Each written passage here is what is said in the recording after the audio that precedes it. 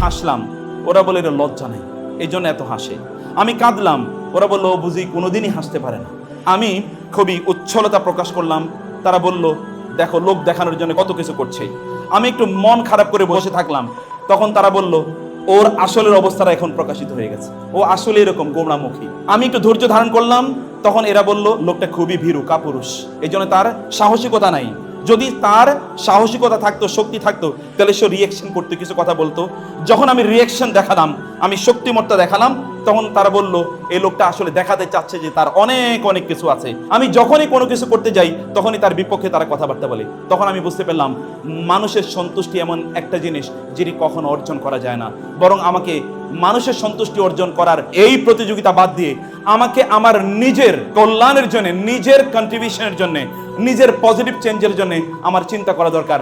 মানুষ কি বলছে না বলছে এদিকে আমার তাকানোর প্রয়োজন নেই।